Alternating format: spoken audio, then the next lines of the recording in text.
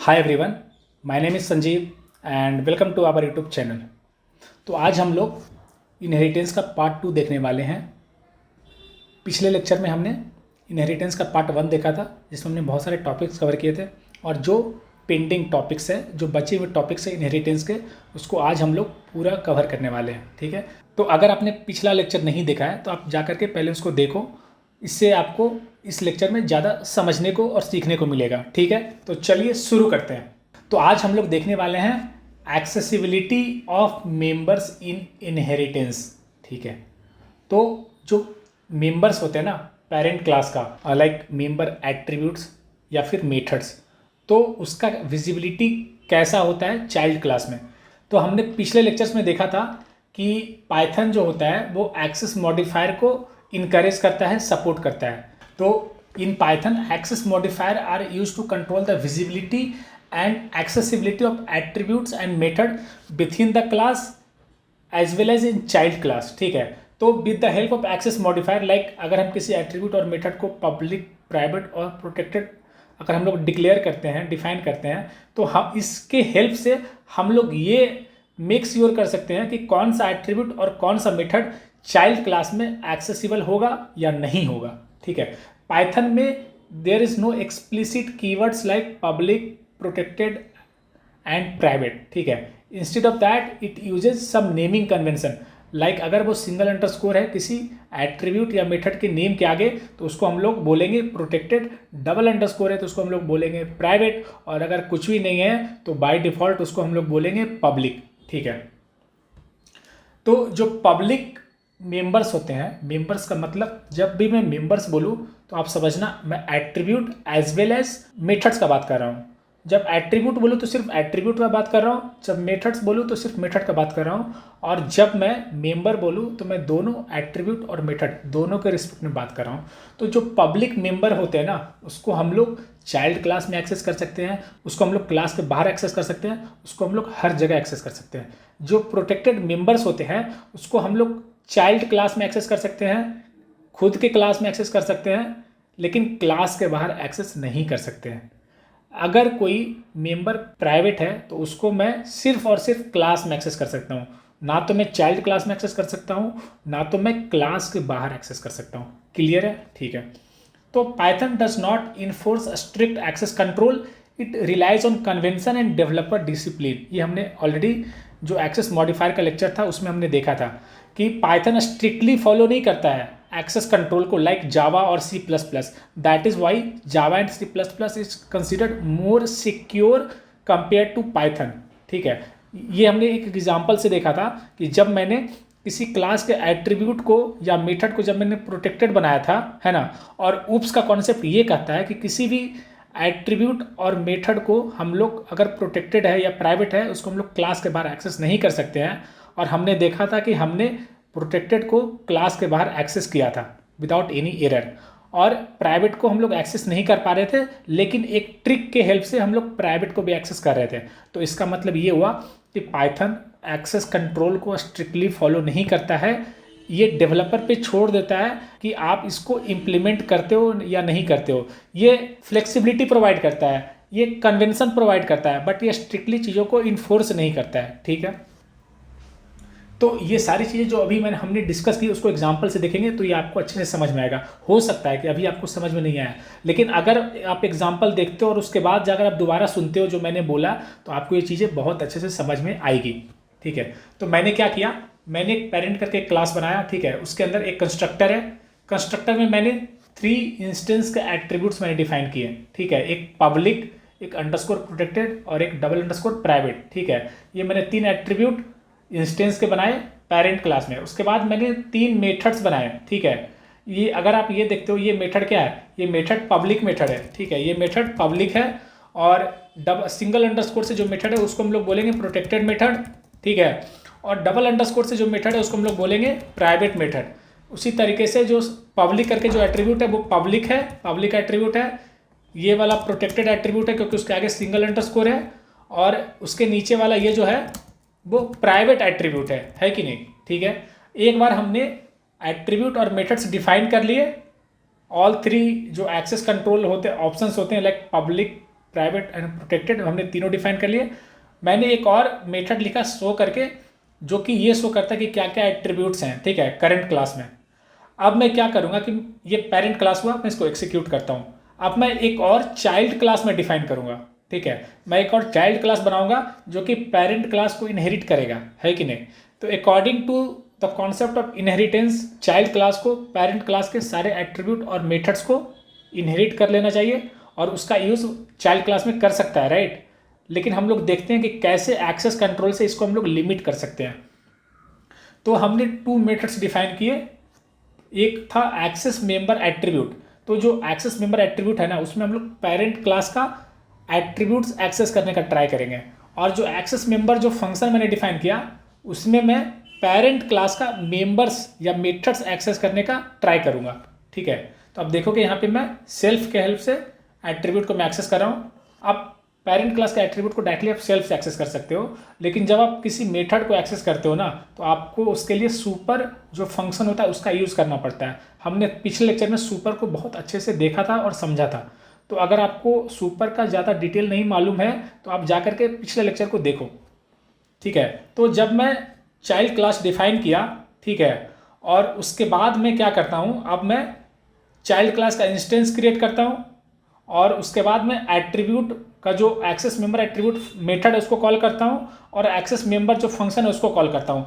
और जब मैं इसको एग्जीक्यूट करूँगा तो आप देखोगे कि I am successfully able to access both public protected attributes as well as public and protected methods, है ना। And this is the intended behaviour. क्यों? क्योंकि पब्लिक और प्राइवेट जो मेंबर्स होते हैं उसको हम लोग चाइल्ड क्लास में एक्सेस कर सकते हैं, प्राइवेट को नहीं कर सकते हैं। तो चलिए हम लोग देखते हैं क्या हम प्राइवेट को भी एक्सेस कर पा रहे हैं। तो मैं एक बार में एक को अनकमेंट करता हूँ। अभी मैं क्या कर रहा हूँ कि जो प्राइवेट एट्रीब्यूट है मैं उसको अनकमेंट कर रहा हूँ और देखता हूँ क्या देता है। तो it is showing child object has no attribute underscore child underscore private, है ना। तो इसके पास प्राइवेट करके कोई एट्रीब्यूट है ही नहीं। This is what message it is giving, क्योंकि ये प्राइवेट है। तो प्राइवेट को इससे कैसे रिप्लेस करें, underscore child double underscore private. अगर आपको इसको समझना है तो आप जाकर के मेरा एक्सेस मॉडिफायर वाला वीडियो देखो पहले। उसके बाद अब मैं इसको कमेंट कर दूंगा दोबारा, और मैं इस बार प्राइवेट मेथड को एक्सेस करने का ट्राई करूंगा, ठीक है। तो आप देखोगे कि it is again showing me attribute error, है ना। तो इसका मतलब ये हुआ कि हम लोग कभी भी प्राइवेट जो एट्रीब्यूट होता है और मेथड होता है उसको हम लोग एक्सेस नहीं कर सकते हैं इन चाइल्ड क्लास, ठीक है। तो ये क्लियर हो गया, राइट। अब आपको एक्सेस मॉडिफायर में कोई दिक्कत नहीं होगा विथ रिस्पेक्ट टू इनहेरिटेंस, ठीक है। अगर इसको आप और बेटर करना चाहते हो तो आप जाकर के मेरा एक्सेस मॉडिफायर का लेक्चर देखो। अब हम लोग इनहेरिटेंस का एक बहुत ही इंपॉर्टेंट टॉपिक पे आते हैं, टाइप्स ऑफ इनहेरिटेंस। इनहेरिटेंस कितने तरह के होते हैं, ठीक है, क्या डिफर करता है हर एक टाइप ऑफ इनहेरिटेंस में, उसके एग्जाम्पल्स, ये सारी चीज़ों को हम लोग देखने वाले हैं। हम लोग पहले ब्लैक बोर्ड में with the help of UML diagram इसको समझेंगे, ऑल टाइप्स ऑफ इनहेरिटेंस। उसके बाद हम लोग दोबारा नोटबुक में आएंगे और दोबारा इस चीज़ को हम लोग समझेंगे with the help of examples, उसको हम लोग ड्राई रन करेंगे, ठीक है। तो हम लोग देखने वाले हैं टाइप्स ऑफ इनहेरिटेंस, ठीक है। The first type is single inheritance, ठीक है। तो सिंगल इनहेरिटेंस में क्या होता है, कोई भी चाइल्ड क्लास एक सिंगल पेरेंट क्लास को इनहेरिट करता है, ठीक है। ये जो आप एरो देख रहे हो ना, ये एरो शो करता है पेरेंट क्लास की ओर, लाइक ये बताता है एक्सटेंड, ठीक है। तो ये एरो होता है चाइल्ड क्लास से पेरेंट क्लास की ओर। ये एक कन्वेंशन होता है UML डायग्राम में। UML का मतलब होता है यूनिफाइड मॉडलिंग लैंग्वेज, ठीक है। तो जब भी हम इंटिटी रिलेशनशिप ये सारी चीज़ों को जब हम लोग डायग्राम वाइज शो करना चाहते हैं क्लास या उसके रिलेशंस को, तो हम लोग UML diagram is a very good convention जो कि हम लोग फॉलो कर सकते हैं as a good software engineering practice, ठीक है। तो सिंगल इनहेरिटेंस में क्या होता है कि एक चाइल्ड क्लास एक पेरेंट क्लास को इनहेरिट करता है, ठीक है। तो पेरेंट क्लास है पर्सन, ठीक है। तो कोई भी पर्सन होगा उसका एक नेम होगा स्ट्रिंग टाइप का, ठीक है। और इम्प्लॉय जो होगा, इम्प्लॉय इज ए पर्सन, है ना, इम्प्लॉय इज ए पर्सन। तो कोई भी इज ए रिलेशनशिप को हमने देखा था कि इनहेरिटेंस हम लोग इम्प्लीमेंट कर सकते हैं। तो इसीलिए हमने इम्प्लॉय एक चाइल्ड क्लास लिया जो कि पर्सन को इनहेरिट कर रहा है, और इसमें एक एट्रीब्यूट इम्प्लॉय में मैं डिफाइन किया सैलरी जो कि इंटीजर है, ठीक है। तो इम्प्लॉय के पास टोटल 2 एट्रीब्यूट्स हो गए, है ना। One is name and second is salary. तो name is coming from parent person, name is coming from person जो कि हमने इनहेरिट किया, and salary is specific to employee class. ठीक है, तो आप देखोगे employee inherits from person adding a salary attribute. ठीक है, सिंगल इनहेरिटेंस समझ गया। एक चाइल्ड क्लास होगा, एक पेरेंट क्लास होगा, चाइल्ड क्लास पेरेंट क्लास से इनहेरिट करेगा। अब आते हैं मल्टीपल इनहेरिटेंस। हमने देखा, अभी क्या देखा, सिंगल इनहेरिटेंस देखा, उसमें एक पेरेंट एक चाइल्ड था। ठीक है, अब सोचो एक ऐसा केस सोचो कि एक चाइल्ड हो और टू पेरेंट्स हो। ठीक है, one child to parent, two या मोर बोल सकते हो ना। अगर कोई चाइल्ड क्लास दो या दो से ज़्यादा पेरेंट क्लास की इनहेरिट करता है तो उसको हम बोलेंगे मल्टीपल इनहेरिटेंस। ठीक है, तो यहाँ पे आप देखोगे कि स्मार्टफोन मैंने क्लास लिखा, ठीक है, जो कि इनहेरिट करता है कैमरा क्लास को और फ़ोन क्लास को। क्यों मैंने इनहेरिटेंस यूज किया? क्योंकि smartphone is a camera and smartphone is also a smartphone. Smartphone is a camera, smartphone एक कैमरा हो सकता है लेकिन कैमरा का स्मार्टफोन नहीं हो सकता है। कैमरा स्मार्टफोन के सारे फीचर को इम्प्लीमेंट नहीं कर सकता है। क्या मैं कैमरा में ब्राउज कर सकता हूँ? नहीं कर सकता हूँ। तो that is why camera is not a smartphone but a smartphone is a camera. Smartphone के हेल्प से आप कैमरा के सारे फंक्शनलिटी को आप परफॉर्म कर सकते हैं। उसी तरीके से smartphone is A phone but phone is not a smartphone. ठीक है, तो जब मैंने स्मार्टफोन को इनहेरिट किया कैमरा और फ़ोन से, तो मैंने टू मेथड्स इनहेरिट कर लिए। तो स्मार्टफोन के पास टोटल 3 मेथड्स हो गए, है ना। First method is take a photo, take a photo camera से आ जाएगा। Second is make a call, phone से आ जाएगा। And the third method browse, वो स्पेसिफिक तो स्मार्टफोन हो जाएगा जो कि स्मार्टफोन से आ जाएगा। ठीक है, तो अगर कोई एक चाइल्ड क्लास, ठीक है, more than one parent class से इनहेरिट करता है तो वैसे केस को मैं बोलूँगा मल्टीपल इनहेरिटेंस। ठीक है, तो smartphone can act as a camera and phone. ठीक है, मल्टी लेवल इनहेरिटेंस, अभी तक हमने जो भी इनहेरिटेंस देखे दोनों, इसमें सिंगल लेवल है ना। कोई चाइल्ड क्लास एक या एक से ज़्यादा पेरेंट क्लास को इनहेरिट करता है। क्या अगर हम ये मल्टी लेवल करें कि एक चाइल्ड क्लास किसी पेरेंट क्लास से इनहेरिट करता है और वो पेरेंट ऑफ पेरेंट क्लास से इनहेरिट करता है। ठीक है, लाइक सपोज करो ये मैं हूँ, ठीक है, मैं अपने फादर को इनहेरिट करूँगा और मेरे फादर जो होंगे वो ग्रैंड फादर को इनहेरिट करेंगे, है ना। तो इनडायरेक्टली मैं ग्रैंड फादर को भी इनहेरिट कर रहा हूँ ना, राइट। फादर ग्रैंड फादर को इनहेरिट कर रहा है और मैं फादर को इनहेरिट कर रहा हूँ, मतलब मैं ग्रैंड फादर को भी इनहेरिट कर रहा हूँ। तो वैसे वाले जो लेवल ऑफ इनहेरिटेंस होते हैं उसको हम लोग बोलते हैं multi level inheritance. For example person के पास एक मेथड होता है वॉक, कोई भी इंसान वॉक कर सकता है। एम्प्लॉई जो होता है वो पर्सन को इनहेरिट करता है और एक मेथड ऐड करता है उसके ऊपर कि एम्प्लॉई काम करता है, employee work, employee does some job. ठीक है, उसके बाद manager also a manager is a, बोल सकते हैं ना, मैनेजर इज ए एम्प्लॉई और एम्प्लॉई इज ए पर्सन, है ना। तो मैनेजर एक एम्प्लॉई होता है तो वो एक एक्स्ट्रा फीचर ऐड करता है मैनेज। पर्सन क्या करता है? पर्सन सिर्फ वॉक कर सकता है, एम्प्लॉई वॉक तो कर सकता है ना क्योंकि वो पर्सन को इनहेरिट कर रहा है, उसके साथ साथ एम्प्लॉय काम भी कर सकता है। उसके बाद जो मैनेजर होगा वो तो वॉक कर सकता है क्योंकि वो एक पर्सन है, वो काम भी कर सकता है क्योंकि वो एक एम्प्लॉय है, और उसके साथ साथ वो मैनेज भी करता है। क्यों? क्योंकि वो एक मैनेजर है। तो this is multi level inheritance. ठीक है, अब नेक्स्ट आते हैं हायरार्चिकल इनहेरिटेंस। ठीक है, तो हायरार्चिकल इनहेरिटेंस में क्या होता है, अभी हमने देखा था यहाँ पे कि एक चाइल्ड क्लास एक से ज़्यादा पेरेंट क्लास को इनहेरिट करता था। ठीक है, अब इसको हम लोग उल्टा कर देंगे। एक से ज़्यादा चाइल्ड क्लास, लाइक दो या दो से ज़्यादा child class same parent class को अगर इनहेरिट करते हैं तो उसको हम लोग बोलेंगे हायरार्चिकल इनहेरिटेंस। ठीक है, फॉर एग्जांपल व्हीकल में एक फीचर होगा स्टार्ट इंजन, एक मेथड होगा ना, क्योंकि कोई भी व्हीकल का इंजन तो स्टार्ट होना जरूरी है। ठीक है, अब हम लोग 2 सब क्लास बनाते हैं, car and bike. Car is a vehicle, right, car एक व्हीकल है और बाइक इज ए व्हीकल, दोनों व्हीकल है। इसीलिए अगर इज ए रिलेशनशिप होता है उसको हम लोग पेरेंट चाइल्ड रिलेशनशिप से हम लोग उसको इम्प्लीमेंट करते हैं। तो कार हम लोग एक क्लास लिखेंगे जो कि व्हीकल को एक्सटेंड करेगा, है कि नहीं। तो स्टार्ट इंजन तो होगा, उसमें एक और मेथड आ जाएगा ड्राइव। उसी तरीके से बाइक में स्टार्ट इंजन तो होगा, एक और मेथड आ जाएगा राइड, ठीक है। तो ये vehicle can be A car, bike और बस, ठीक है। तो हमने देखा हायरार्चिकल इनहेरिटेंस मतलब अगर दो या दो से ज़्यादा, टू और मोर, ठीक है, चाइल्ड क्लास अगर इनहेरिट करता है from same base class, same base class, तो उसको हम बोलेंगे हायरार्चिकल इनहेरिटेंस, ठीक है। क्लियर है। अब हम लोग आते हैं नेक्स्ट, हाइब्रिड इनहेरिटेंस हम लोग देखते हैं, ठीक है। तो हाइब्रिड इनहेरिटेंस कोई स्पेसिफिक इनहेरिटेंस नहीं होता है, कोई पार्टिकुलर इनहेरिटेंस नहीं होता है। इसमें क्या होता है कि अगर हम अभी तक जो 4 इनहेरिटेंस देखे, अगर किसी एक से ज़्यादा इनहेरिटेंस को कंबाइन कर देते हैं इन ए सिंगल पिक्चर, तो उसको हम लोग बोल सकते हैं हाइब्रिड इनहेरिटेंस, ठीक है। Combination of more than one type of inheritance is called hybrid inheritance, ठीक है। तो फॉर एग्जांपल देखो, पर्सन, तो हर एक पर्सन का कुछ ना कुछ इन्फो होगा, डिटेल्स होगा, ठीक है। और मैंने एक स्टूडेंट क्लास बनाया जो कि पर्सन को इनहेरिट करेगा। क्यों इनहेरिट करेगा? क्योंकि स्टूडेंट इज ए पर्सन।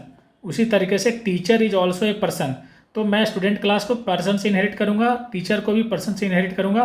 तो स्टूडेंट जो क्लास होगा वो अदर देन इन्फो एक और मेथड ऐड करेगा, स्टडी। स्टूडेंट स्टडी करता है, उसी तरीके से टीचर टीच करता है, ठीक है।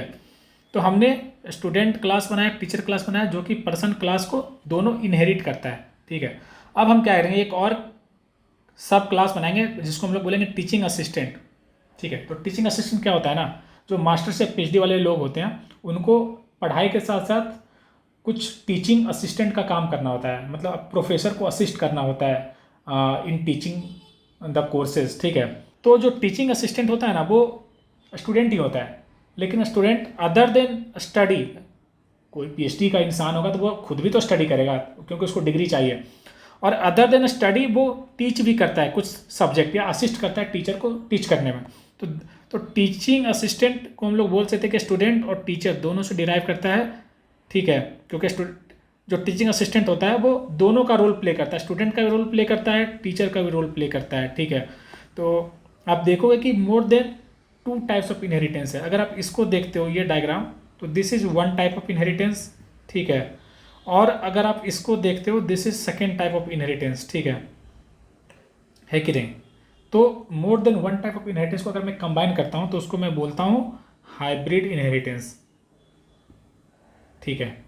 तो आई होप आपको जो इनहेरिटेंस का टाइप्स था वो आपको समझ में आया होगा।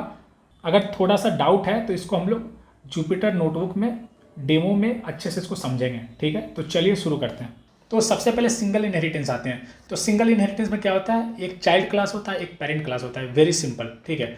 तो single inheritance is a type of inheritance in OOPs, जहाँ पे एक सिंगल चाइल्ड किसी बेस क्लास को इनहेरिट करता है या पेरेंट क्लास को इनहेरिट करता है, ठीक है।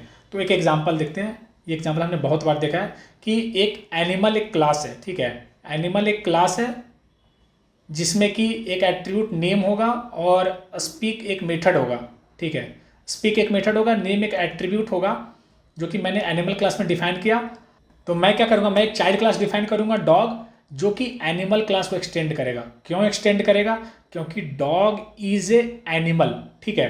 तो डॉग एनिमल क्लास को एक्सटेंड कर रहा है, तो डॉग को मैंने एनिमल क्लास से इनहेरिट किया, तो इसके एट्रीब्यूट्स और मेथड्स आ जा रहे हैं इसके पास, ठीक है। अब मैं क्या कर रहा हूँ कि मैं स्पीक मेथड को ओवरराइड कर दे रहा हूँ, है ना। ये हमने देखा था, ये सारी चीज़ हमने देखा था। तो अभी यहाँ के लिए बस ये समझो कि डॉग जो है वो एनिमल क्लास को इनहेरिट कर रहा है, मतलब सिंगल क्लास डॉग एक सिंगल क्लास एनिमल को इनहेरिट कर रहा है। तो ये जो रिलेशनशिप होता है ना, उसको हम लोग बोलते हैं सिंगल इनहेरिटेंस, ठीक है। तो इसको मैं एक्सिक्यूट करता हूँ, उसके बाद मैं डॉग का इंस्टेंस क्रिएट करता हूँ और उसके बाद मैं स्पीक कॉल करता हूँ। तो जब डॉग इंस्टेंस का स्पीक कॉल करूँगा ना, तो चाइल्ड क्लास वाला स्पीक कॉल होगा। क्यों? क्योंकि डॉग इंस्टेंस डॉग क्लास का इंस्टेंस है। तो जब मैं स्पीक कॉल करूँगा तो सबसे पहले डॉग क्लास में वो चेक करेगा कि स्पीक मेथड इंप्लीमेंटेड है या नहीं। अगर है तो उसको डायरेक्टली एक्सिक्यूट कर देगा, वो कहीं और जाकर के पेरेंट क्लास में जाकर के नहीं देखेगा, ठीक है। इसको हम लोग स्कोप रेजोल्यूशन बोलते हैं, इसको हम लोग देखने वाले हैं आने वाले टॉपिक्स में, ठीक है। तो ये क्लियर है। अब आते हैं नेक्स्ट हायरार्चिकल इनहेरिटेंस। तो जो हायरार्चिकल इनहेरिटेंस होता है उसमें क्या होता है, एक सिंगल जो बेस क्लास, एक सिंगल जो पेरेंट क्लास होता है उसको मल्टीपल चाइल्ड क्लास इनहेरिट करता है। तो अगर किसी सिंगल बेस क्लास को मल्टीपल चाइल्ड इनहेरिट कर रहे हैं तो उसको हम लोग बोलेंगे हायरार्चिकल इनहेरिटेंस। फॉर एग्जांपल एनिमल एक क्लास है, बेस क्लास है, यहाँ पे मैं बेस क्लास एज्यूम करता हूँ, ठीक है, और मैंने 3 चाइल्ड क्लास मैंने डिफाइन किया, डॉग, कैट, बर्ड, और तीनों जो चाइल्ड क्लास है वो एनिमल को इनहेरिट कर रहा है। क्यों? क्योंकि dog is animal, cat is animal, bird is animal. तो चूंकि इज ए रिलेशनशिप है तो मैं एक्सटेंड कर सकता हूँ एनिमल को, ठीक है। तो एनिमल के साथ ऑलरेडी एक नेम एट्रीब्यूट आता था और एक स्पीक मेथड था। अब मैं जब डॉग क्लास में क्रिएट करूँगा तो मैं हर एक केस में क्या कर रहा हूँ कि मैं ओवरराइड कर दे रहा हूँ स्पीक जो मेथड है, इसको हम लोग बोलते हैं मेथड ओवरराइडिंग। क्यों? क्योंकि नेम सेम है, नंबर ऑफ आर्गूमेंट सेम है, टाइप ऑफ आर्गूमेंट सेम है, तो इसीलिए उसको हम लोग बोलेंगे मेथड ओवरराइडिंग। इससे क्या होता है ना कि जो एनिमल क्लास में जो मेथड है वो एक जेनरिक इम्प्लीमेंटेशन होता है, जेनरिक इम्प्लीमेंटेशन। जैसे कि ऐसा आप देख लो, एनिमल क्लास में ऐसा होगा कि self dot name makes a sound, कोई भी एनिमल साउंड मेक करेगा ना, और चूंकि एनिमल जेनरिक क्लास है तो जेनरिक हम लोग डेफिनेशन शो करेंगे, ठीक है। लेकिन जब हम डॉग में आते हैं तो हम लोग कुछ अगर स्पेसिफिक इम्प्लीमेंटेशन करना चाहते हैं, स्पेसिफिक इम्प्लीमेंटेशन, ठीक है, ओवरराइड करके, तो हम लोग लिखते हैं एनिमल नेम सेज उफ, तो this is a implementation for dog. उसी तरीके से कैट में cat says meow and bird sings beautifully या बर्ड क्रिस्प, है ना। तो ये सारे हमने ओवरराइड किया। क्यों? क्योंकि हम चाहते हैं कि जेनरिक नहीं कस्टमाइज्ड इम्प्लीमेंटेशन हो। अगर मान लो एग्जांपल कि डॉग क्लास स्पीक को ओवरराइड नहीं करता है तो जो पेरेंट क्लास का जो स्पीक होगा that is a kind of fallback mechanism, कि अगर डॉग क्लास में वो इम्प्लीमेंटेड नहीं है तो पेरेंट क्लास का स्पीक एक्सिक्यूट हो जाएगा, कॉल हो जाएगा, ठीक है। तो उसको मैं एक्सिक्यूट करता हूँ पहले। तो अब देखोगे Buddy says, Buddy is a dog, जो कि वो साउंड करता है ना। क्यों? क्योंकि ये डॉग क्लास का इंस्टेंस है, और जब मैं डॉग क्लास के लिए स्पीक कॉल करूँगा तो डॉग क्लास के अंदर जो स्पीक मेथड है वो कॉल होगा। जब मैं कैट क्लास के लिए कॉल करूँगा तो कैट क्लास के अंदर जो मेथड है वो कॉल होगा। उसी तरीके से बर्ड क्लास के लिए कॉल करूँगा तो बर्ड क्लास के अंदर जो मेथड है वो कॉल होगा। क्लियर है? अब मैं इसमें एक काम करता हूँ, डॉग के केस में मैं क्या कर दूंगा ना, मैं इसको कमेंट कर दूंगा कि डॉग क्लास में स्पीक इम्प्लीमेंटेड नहीं है, ठीक है। तो देखते हैं क्या होता है। तो देखोगे कि बडी मेक्स ए साउंड, हाँ, तो पेरेंट क्लास वाला एक्सिक्यूट हुआ, है ना। तो this is a kind of fall back, कि अगर आप कुछ भी इंप्लीमेंट नहीं करते हो तो base class is a kind of backup for you, ठीक है। क्लियर है अच्छे से? ठीक है। अब हम लोग नेक्स्ट देखते हैं मल्टी लेवल इनहेरिटेंस, ठीक है। तो मल्टी लेवल इनहेरिटेंस में क्या होता है कि मल्टीपल लेवल ऑफ इनहेरिटेंस होता है, कि क्लास ए क्लास बी को इनहेरिट करता है और क्लास बी क्लास सी को इनहेरिट करता है। या फिर ऐसे समझो कि मैं अपने फादर को इनहेरिट करता हूँ और मेरे फादर मेरे ग्रैंडफादर को इनहेरिट करते हैं, है ना। तो this is more than one level of inheritance. उसी तरीके से मल्टी लेवल में more than one level of inheritance होता है, 2 लेवल हो सकता है, 3 लेवल हो सकता है, मोर देन 3 लेवल हो सकता है, कुछ भी हो सकता है, ठीक है। तो यहाँ पे मैंने एक एनिमल एक क्लास बनाया जिसमें कि वही नेम एक एट्रीब्यूट है और स्पीक एक मेथड है, ठीक है। अब मैंने डॉग एक क्लास बनाया जो कि एनिमल को एक्सटेंड करता है, क्योंकि डॉग इज ए एनिमल, ठीक है। और इसमें मैंने एक मेथड ऐड किया बार्क, ठीक है। उसी तरीके से मैंने एक और लैब्राडोर करके एक क्लास बनाया जो कि डॉग को एक्सटेंड करता है, ठीक है, या डॉग को इनहेरिट करता है। क्यों? क्योंकि लैब्राडोर इज ए डॉग, है ना। तो इसीलिए इसके लिए मैंने एक और कस्टम मेथड मैंने लिखा स्विम, क्योंकि लैब्राडोर के पास एक यूनिक कैपेबिलिटी होता है कंपेयर टू जेनेटिक डॉग, कि वो स्विम कर सकता है, वो तैर सकता है पानी में, ठीक है। चलिए, तो इसको मैंने एक्सिक्यूट किया। अब मैं क्या कर रहा हूँ यहाँ पे कि मैं एनिमल का इंस्टेंस बनाया, मैं डॉग का इंस्टेंस बनाया और लैब्राडोर का मैंने इंस्टेंस बनाया, ठीक है। अब मैं क्या करूँगा कि हर एक इंस्टेंस के हेल्प से मैं कुछ मेथड्स कॉल करूँगा और मैं देखूँगा कि कैसा बिहेवियर शो होता है ना। तो मैं इसको एक्सिक्यूट करता हूँ, ठीक है। अब मैं हर एक के लिए देखता हूँ क्या आउटपुट आ रहा है और उसको हम लोग जस्टिफाई करते हैं, ठीक है। तो सबसे पहले मैंने क्या किया कि मैंने एनिमल डॉट स्पीक कॉल किया, ठीक है। एनिमल क्लास का इंस्टेंस पे मैंने स्पीक कॉल किया, ठीक है। तो क्या होगा, मैं सबसे पहले एनिमल क्लास में जाके देखूंगा कि क्या स्पीक इम्प्लीमेंटेड है। तो एनिमल क्लास में स्पीक इम्प्लीमेंटेड है, इसीलिए ये प्रिंट करेगा कि animal name makes a sound, ठीक है। तो आप देखोगे generic animal makes a sound, ठीक है। अब मैं क्या करूँगा मैं डॉग के लिए कॉल करूँगा मेथड स्पीक, है ना। तो dog is a instance of dog class, और डॉग क्लास के लिए मैं स्पीक कॉल कर रहा हूँ, तो मैं डॉग क्लास में देखूंगा स्पीक इज़ नॉट इम्प्लीमेंटेड।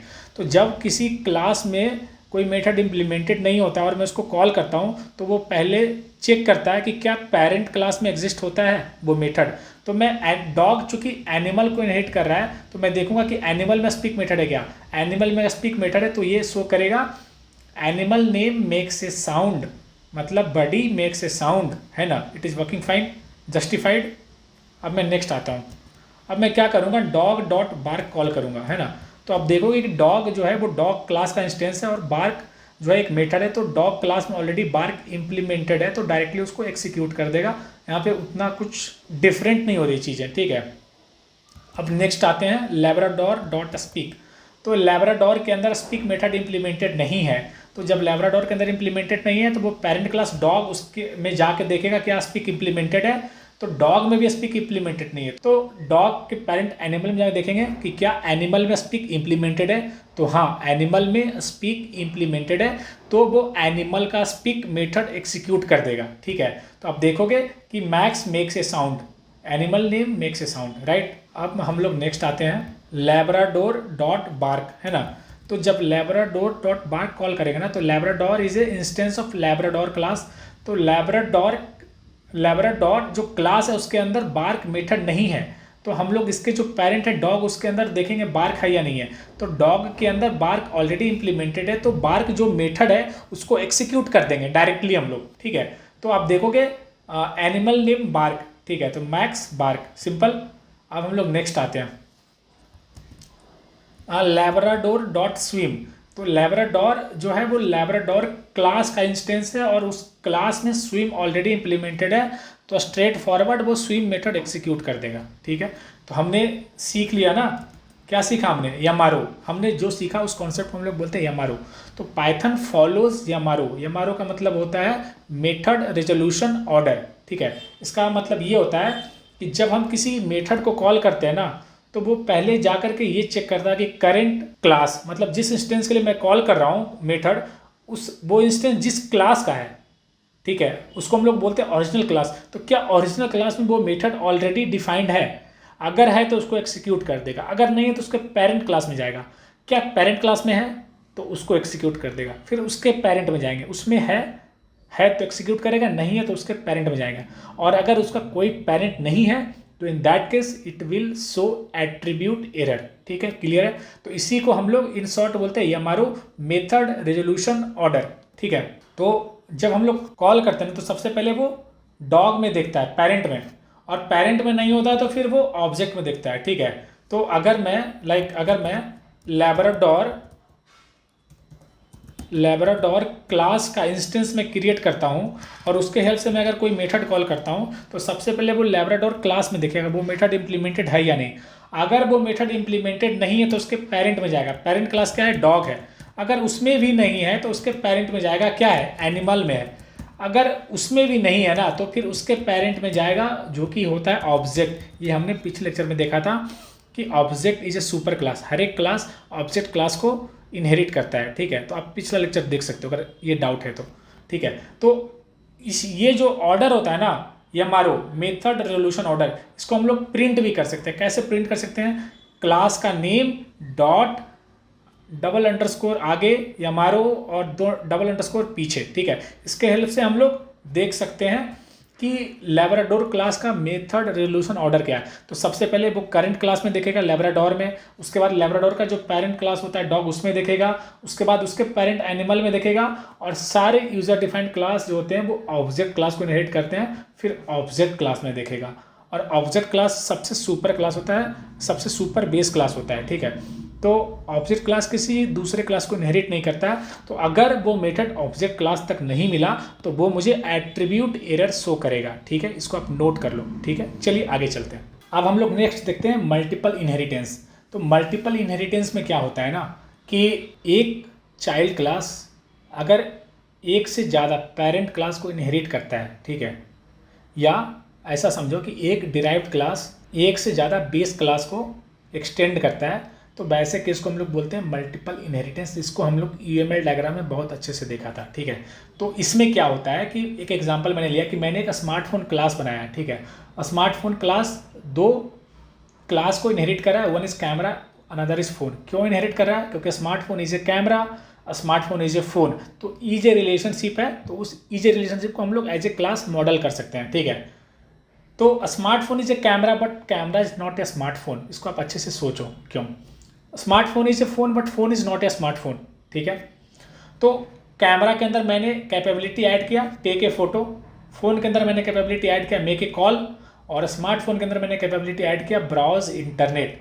तो इससे क्या हुआ कि जब स्मार्टफोन कैमरा और फ़ोन दोनों को इनहेरिट करेगा तो इसके अंदर 3 कैपेबिलिटीज आ जाएंगे। एक खुद का कैपेबिलिटी होगा, एक कैमरा का कैपेबिलिटी होगा, एक फ़ोन का कैपेबिलिटी होगा। 3 कैपेबिलिटी क्या होंगे? Browse internet, take a photo, make a call, ठीक है। तो ये क्लियर है। अब मैं क्या करूँगा, इस क्लास का इंस्टेंस बनाऊंगा स्मार्टफोन का, जिसको मैं यस नेम दूंगा, ठीक है। और यस के हेल्प से मैं तीनों जो मेथड्स हैं, ये जो तीनों कैपेबिलिटी है उसको मैं एक्सप्लोर करूँगा, ठीक है। तो S dot take photo, S dot make call, S dot browse internet, जब मैं तीनों कॉल करूँगा ना तो आप देखोगे कि ये तीनों एक्सिक्यूट हो रहे हैं सक्सेसफुली, ठीक है। स्मार्टफोन का जब मैं टेक फोटो कॉल करूँगा तो चूंकि ये मेथड स्मार्टफोन में नहीं है तो वो पेरेंट क्लास में देखेगा। पेरेंट क्लास क्या है? पेरेंट क्लास है कैमरा, वो कैमरा में देखे, कैमरा में टेक फोटो है, ठीक है, तो वो उसको एक्सिक्यूट कर देगा। उसी तरीके जब मेक कॉल करूँगा तो स्मार्टफोन में नहीं है तो वो पेरेंट क्लास फ़ोन में दिखेगा, और फ़ोन में मेक कॉल है तो उसको एक्सिक्यूट कर देगा। और जब मैं ब्राउज इंटरनेट कॉल करूँगा तो browse internet already smartphone class में इम्प्लीमेंटेड है, तो वो डायरेक्टली उसको कॉल कर देगा स्ट्रेट फॉरवर्ड। इसमें कुछ भी EMRO का ज़रूरत नहीं है, ठीक है। अब नेक्स्ट आते हैं हाइब्रिड इनहेरिटेंस।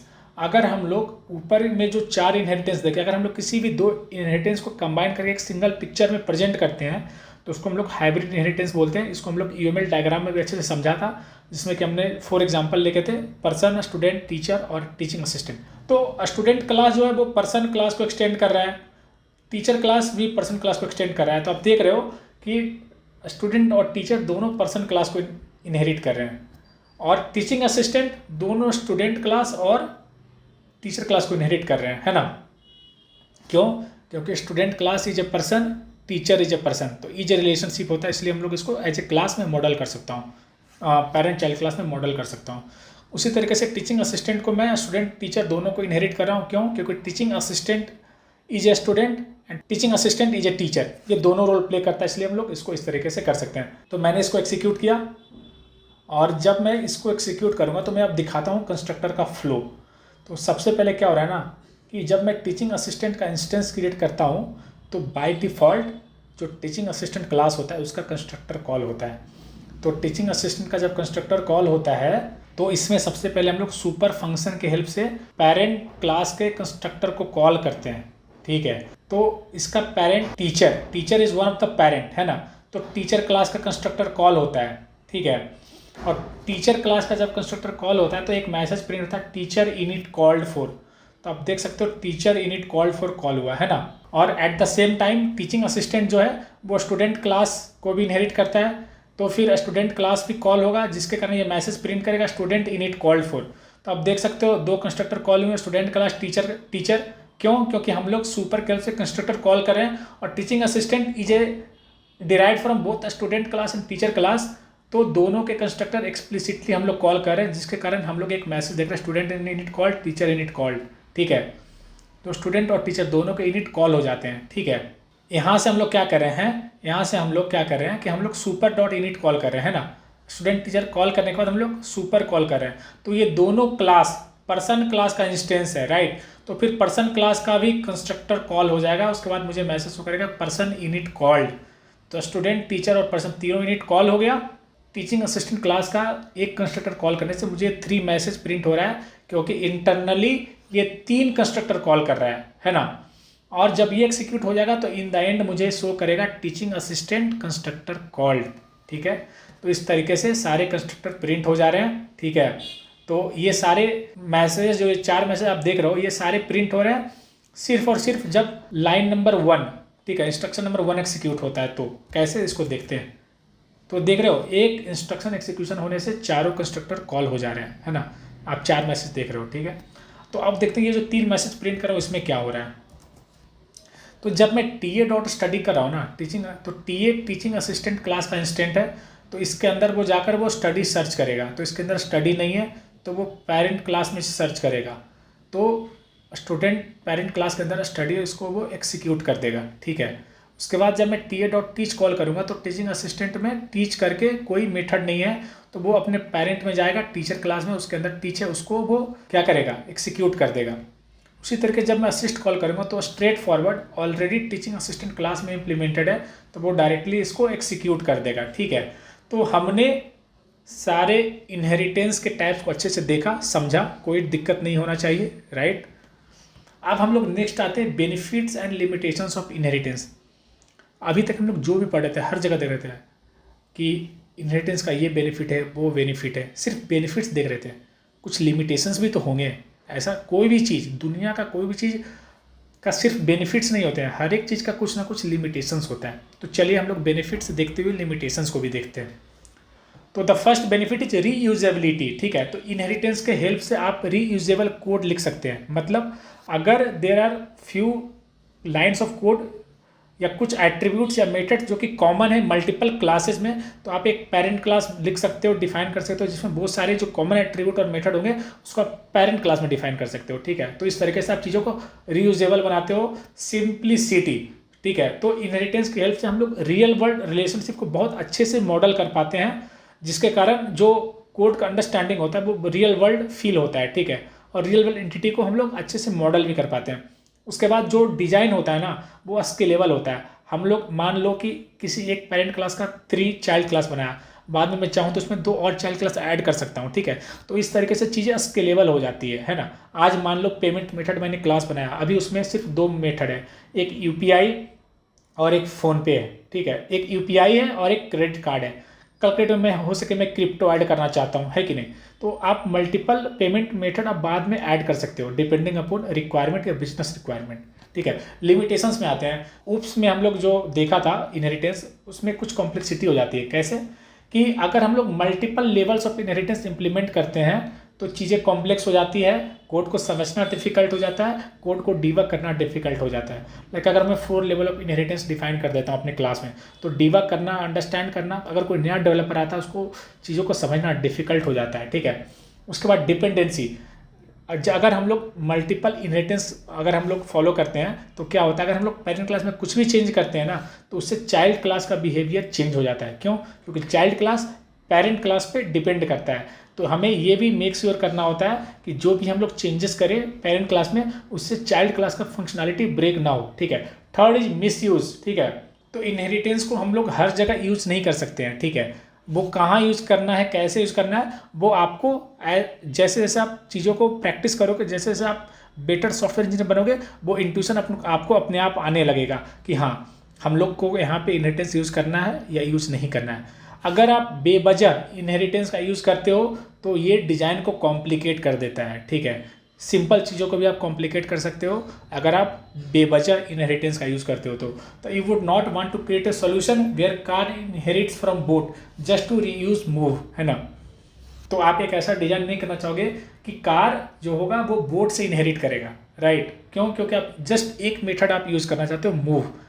बोट मूव करता है तो कार भी मूव करता है ना।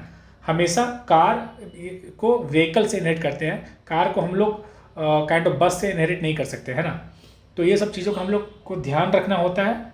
और ये सारी चीज़ें जो इनहेरिटेंस हो गया या फिर उप्स के जो बाकी पिलर है, ये सारी चीज़ों में एक्सपर्टीज आती है काम करते करते। आप जितना ज़्यादा काम करोगे, जितना ज़्यादा सॉफ्टवेयर लिखोगे, जितना ज़्यादा मॉडल्स बनाओगे, जितना ज़्यादा पाइपलाइन डिजाइन करोगे, आप ये सारे कॉन्सेप्ट में उतने बेटर होते जाओगे। बट हाँ, मैंने आपको एक बहुत अच्छा किक स्टार्ट दे दिया है और ऐसा रिसोर्स पूरे यूट्यूब में पाइथन के लिए अवेलेबल नहीं है फॉर इनहेरिटेंस। मैं आपको ये प्रॉमिस करता हूँ, आप चाहो तो आप जा करके इसको देख सकते हो, ठीक है। तो आप इस रिसोर्स का पूरा एडवांटेज लो और आगे के भी लेक्चर में भी बने रहो। मिलते हैं अगले लेक्चर में एक नए टॉपिक के साथ। Till then bye, happy learning.